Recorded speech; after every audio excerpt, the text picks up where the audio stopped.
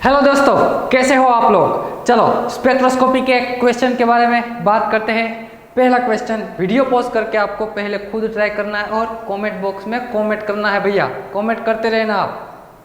चलो ये पहला question, the number of signal in the 13C NMR के सिग्नल पूछे है भैया। ये इसका मतलब जानते हैं आप, ये आपको ब्रैकेट में 1H ऐसा लिखा है ना, इधर देखो, इधर आपको ऐसा दिखा है 13C और ब्रैकेट में दिया है H1, यानी कि H1 को आपको कंसीडर नहीं करना है। H1 को कंसीडर नहीं करना है भैया, सिर्फ 13C NMR के सिग्नल ही देने हैं। क्या भैया, सिर्फ 13C NMR ही बताना है कि 13C NMR कितने सिग्नल देता है, यानी कि इन शॉर्ट CMR बताना है, नंबर ऑफ CMR सिग्नल कितने आते हैं। चलो पहले वीडियो पॉज करके आप खुद ट्राई कीजिए, तो वीडियो पॉज करके पहले खुद ट्राई कीजिए। इन्होंने नाम दिया है, आपको पर्टिकुलर कह दिया है कि R 4 मिथाइल पेंटेन 2 ऑल। पहले तो ये आपको IUPAC दिया हुआ है, उससे स्ट्रक्चर बनाना आना चाहिए। स्ट्रक्चर आप बना लोगे ना, फिर तो आसान काम है, फिर आसान काम है। चलो तो स्ट्रक्चर कैसे बनाते हैं।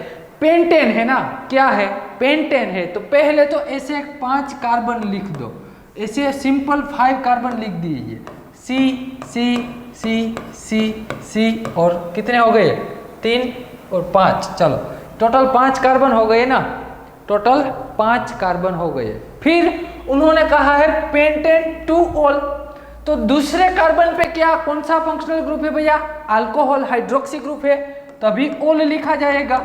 तो मैंने सेकंड नंबर पे OH रख दिया। फिर उन्होंने कहा है 4 मिथाइल, मैंने यहाँ से नंबरिंग दिया है, यहाँ से मैंने नंबरिंग दिया 1 नंबर 2 3 4 5। आप यहाँ से भी दोगे फिर भी सही आंसर आएगा, दोनों एक जैसे ही होंगे। यहाँ से मैंने सेकंड नंबर पे OH तो रख दिया, फिर 4 मिथाइल कहा है उन्होंने कहा है 4 मिथाइल, तो फोर्थ नंबर पे मैंने रख दिया मिथाइल। सिंपल सी बात, आपका IUPAC हो गया।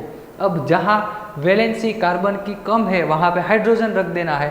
यहाँ पे क्या होगा, CH3 होगा, यहाँ पे क्या होगा, यहाँ पे CH होगा, यहाँ पे CH2 होगा, यहाँ पे अरे बताओ ना, इधर क्या होगा, CH होगा ना, यहाँ पे हाइड्रोजन और यहाँ पे CH3।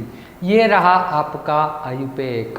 आइए अब मैं इसको ध्यान से देखना, अब मैंने इसको थोड़ा इधर साइड में ले जाता हूँ ना, ये रहा हमारा स्ट्रक्चर। इसको क्या मैं ऐसे लिख सकता हूँ, अरे हाँ ना बता देना भैया, ऐसे लिख सकता हूँ कि नहीं लिख सकता। 1 2 3 4 नंबर पे है OH। अभी मुझे इसकी स्टीरियो मालूम नहीं है, मुझे इसकी स्टीरियो मालूम नहीं है, उन्होंने पर्टिकुलर बताया है कि R है। क्या है भैया, R है। तो वैसा स्ट्रक्चर कैसे ड्रॉ करेंगे, एक काम करते हैं ना, पहले तो मुझे चाहिए क्या, 13C CMR चाहिए ना, 13C CMR चाहिए, 13C NMR। तो उसके लिए क्या मुझे स्टीरियो केमिस्ट्री की आवश्यकता होगी, नहीं, ज़रूरत नहीं है आपको कि ये किराल सेंटर जो आपको दिया हुआ है, वो किराल सेंटर की कॉन्फ़िगरेशन क्या है उसकी ज़रूरत नहीं है। अभी मैं बिना स्टीरियो केमिस्ट्री के ही आपको number of CMR signal calculate करता हूँ, बिना CMR के। ये पहला कार्बन 1 नंबर, दूसरा कार्बन 2 3 4। क्या ये दोनों कार्बन सेम है कि नहीं है भैया, दोनों कार्बन सेम है, क्योंकि दोनों कार्बन का एनवायरनमेंट सेम है। ये कार्बन भी ये कार्बन से जुड़ा हुआ है, ये कार्बन भी ये कार्बन से जुड़ा हुआ है।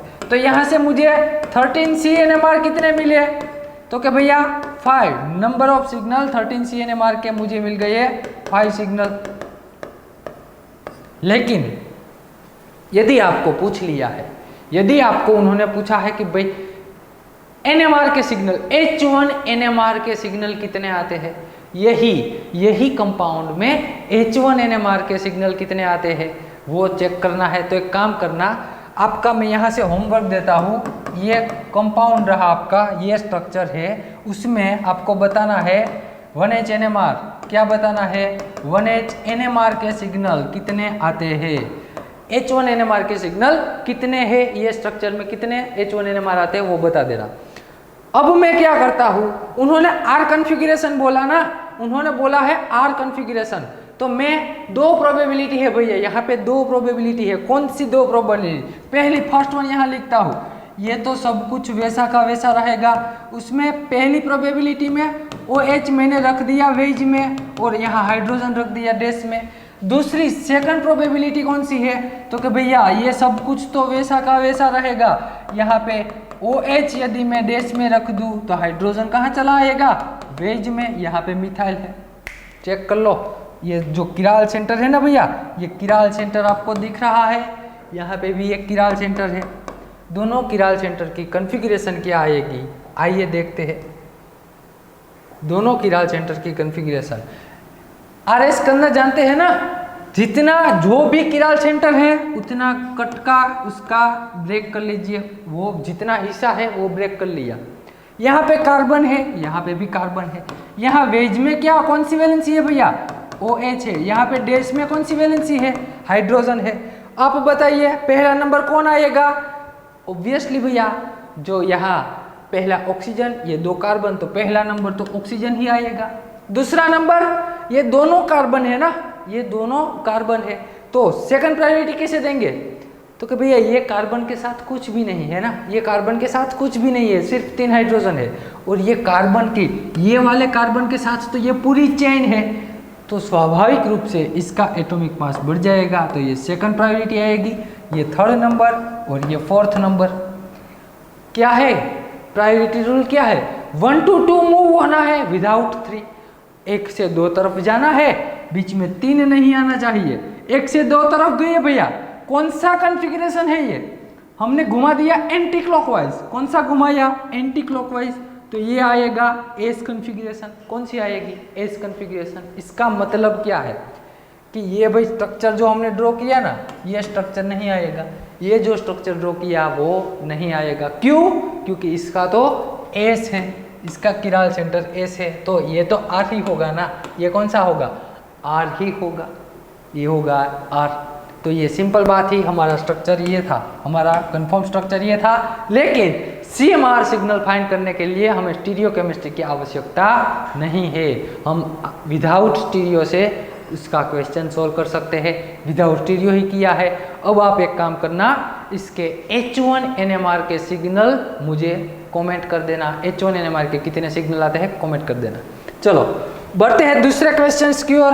ये रहा आपका सेकंड नंबर का क्वेश्चन। वीडियो पॉज करके पहले काम कीजिए, आप खुद ट्राई कीजिए। वीडियो पॉज करके आपको पहले खुद ट्राई करना है भैया, बाद में ही हम सॉल्व करेंगे। चलो आप सब लोगों ने किया है ना ट्राई, अब मैं सॉल्यूशन करवाता हूँ इसका। किसका क्वेश्चन है ये भी आप जानते ही है, तो कि भैया ये ESR स्पेक्ट्रोस्कोपी का है। किसका है? ESR का है। ESR में एक ही फॉर्मूला हमने आगे भी पढ़ लिया था, ν1 is directly proportional to G1 and ν2 is directly proportional to G2। ये एक फॉर्मूला यदि आप जानते हैं तो आसानी से क्वेश्चन सोल्व कर सकते हैं। तो यहाँ पे कौन से तो क्या भैया H1NMR भी दिया हुआ है, 14NMR भी दिया हुआ है। H1NMR और 14NMR के डेटा दिए हुए हैं, दोनों को अलग अलग पहले लिख लो। H1NMR के जो सेट है उसके मैंने 1 नंबर दे दिया, इसके डेटा को मैंने दे दिया 2nd नंबर। पता चलता है ना, कुछ नहीं करना का। यहाँ पे H1 का G फैक्टर हमें दिया हुआ है। H1 का G फैक्टर क्या है? तो कि भैया 5.6, तो इसका G1 है 5.6 और 14N के भी दिया हुआ है, इसको मैंने दे दिया G2, तो इसका है 0.14।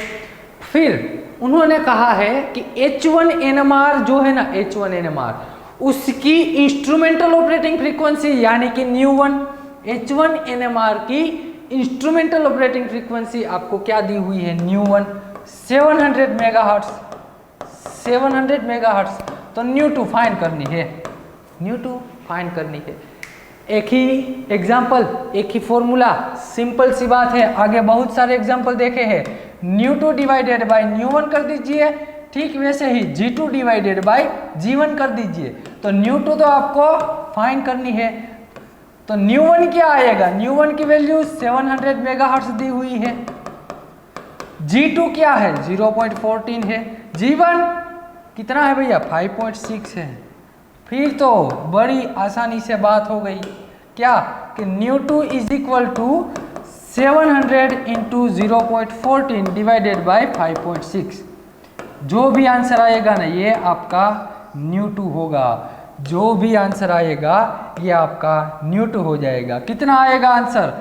चलो बिना कैलसी के सोल्व कैसे करते हैं, तो कि भैया ऐसे सोल्व करते हैं। कैसे आप जानते हैं ना क्या, तो कि भैया मैंने लिख दिया यहाँ पे 56 डिवाइडेड बाई 4, तो कितना आंसर आएगा?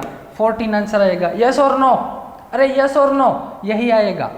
चलो मैंने यहाँ पे लिख दिया 5.6 डिवाइडेड बाई 0.4, फिर भी कितना आंसर आएगा? फिर भी आंसर कितना आएगा? इसका आंसर आता है भैया 14, इसका भी आंसर 14 आएगा, क्योंकि दोनों को 10 से डिवाइड करोगे तो आंसर में कोई चेंज नहीं आएगा, 14 ही आंसर आता है। मुझे इसका उल्टा चाहिए, कितना? 0.4 डिवाइडेड बाई 5.6, तो इसका आंसर आता है 1 डिवाइडेड बाई 14, 1 डिवाइडेड बाई 14, यही आएगा ना।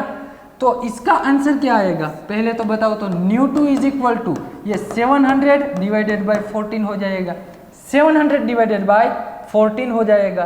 तो आप अच्छे से जानते हैं, यहाँ दोनों को कैंसिल कर दो, यहाँ पे आएगा 5, यानी कि न्यू2 हो जाएगा 50 मेगाहर्ट्ज।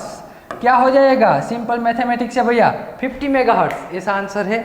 इधर रहा, अरे हाँ यस इधर रहा भैया, आपको भी दिखाई दे रहा है, ये रहा आपका करेक्ट आंसर 50 मेगाहर्ट्ज। सिंपल बात सी, ESR स्पेक्ट्रोस्कोपी से ऐसे क्वेश्चन 4 मार्क में आते हैं, जो आप आसानी से कैलकुलेट करके एक ही फॉर्मूले से निकाल सकते हैं। तो ऐसे क्वेश्चन देखते रहना। और एक बात बता दूं, हमारी जो लॉन्ग टर्म स्टार्ट हो रही है, लॉन्ग कोर्स हम स्टार्ट कर रहे हैं, वो 9 सितंबर से स्टार्ट कर रहा है।